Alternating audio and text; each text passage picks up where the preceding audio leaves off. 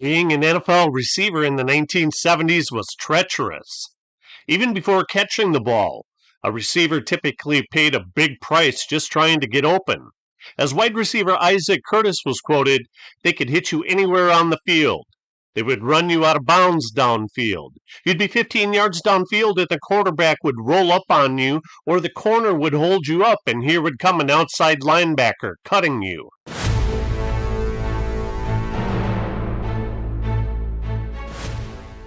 The 1973 divisional playoff game between the Bengals and the Dolphins was the final straw. Bengals head coach Paul Brown was the head coach when Dolphins head coach Don Shula was a defensive back for the Browns in 1951 and 1952. Shula instructed his defensive backs to slow the speedy wide receiver Isaac Curtis by any means necessary, including tackling him at the line of scrimmage. It worked.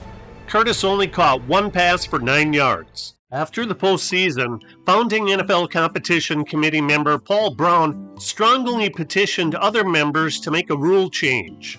The Cowboys' Tex Schramm, the Raiders' Al Davis, and the Vikings' Jim Finks agreed to implement what was called the Isaac Curtis Rule.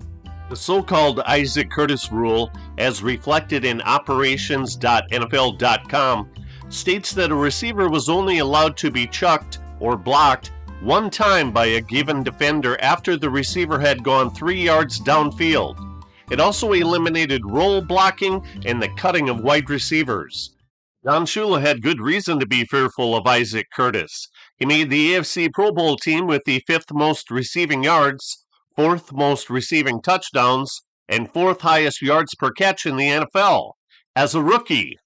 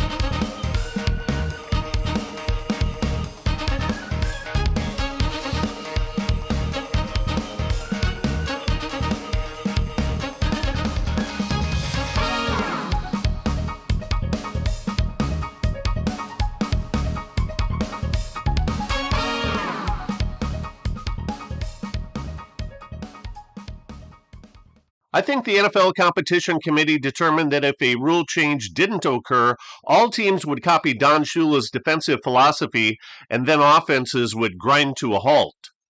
Paul Brown was quoted as saying, "What good is it for us to have performers if they aren't allowed to perform?" Before this rule was implemented, defensive backs like huge 6'3", 205-pound Mel Blount could do almost anything they wanted with receivers. By the way, the Isaac Curtis rule is not to be confused with the Mel Blount rule, which was a stricter version of the former rule and placed in force starting in the 1978 season. That rule restricted contact beyond 5 yards downfield. Isaac Curtis was a running back for 2 years at Cal Berkeley, then transferred to San Diego State and was switched to wide receiver by future Hall of Fame head coach Don Coryell. At Cal, he ran a 9.3 100-yard dash while on their track team and ran a 4.4 40-yard dash. Ken Anderson was Curtis's primary quarterback during his entire professional career. Anderson was quoted as saying of Curtis, "He had size, he had world-class speed. He was not a sprinter that played football. He was a football player that was also a sprinter." There's a big difference.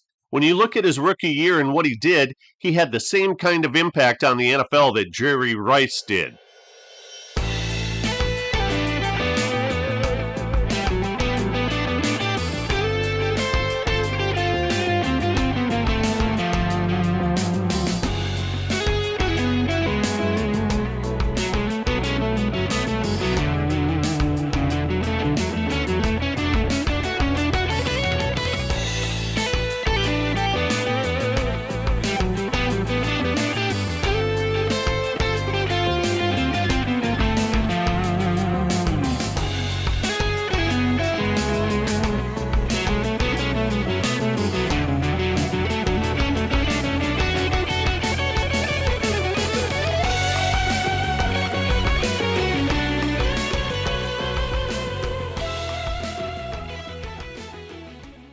Eight-year Bengals wide receiver Chris Collinsworth, a three-time Pro Bowl player and longtime NFL game commentator, stated this of Curtis: "He changed the game.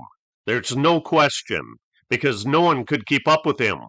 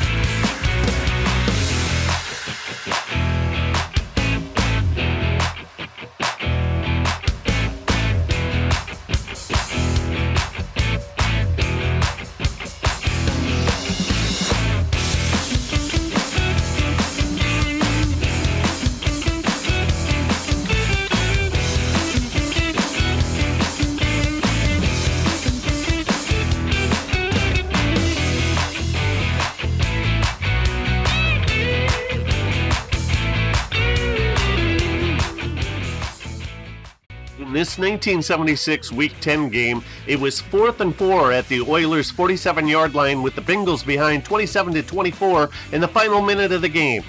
Curtis's clutch catch and incredible run iced the win for Cincy.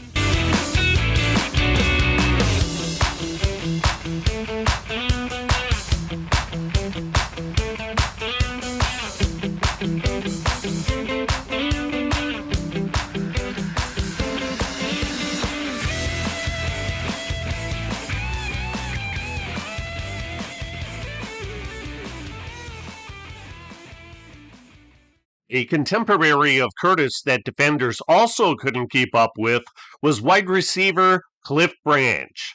A wide receiver at Colorado, he ran a 10 flat in the 100-meter dash at the 1972 NCAA Outdoor Championships.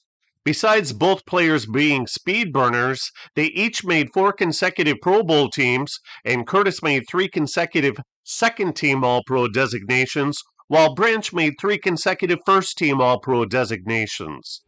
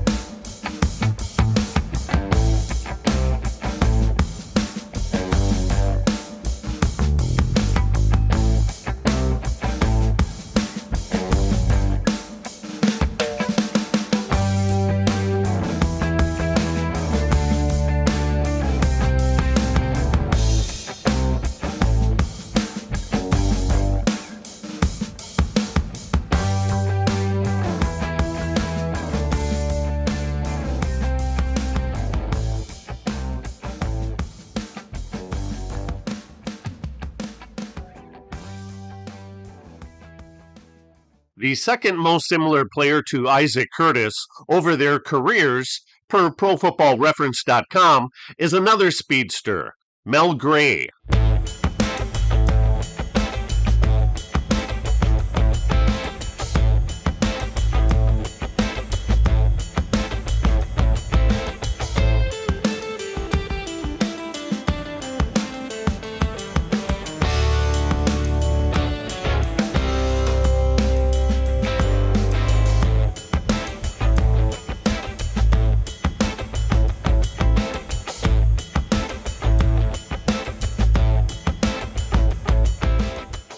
While I don't think that Isaac Curtis is a Pro Football Hall of Famer, his 7,101 career receiving yards was 31st most at the time of his retirement, and his 416 catches was the 29th most, while his 53 receiving touchdowns was the 20th most.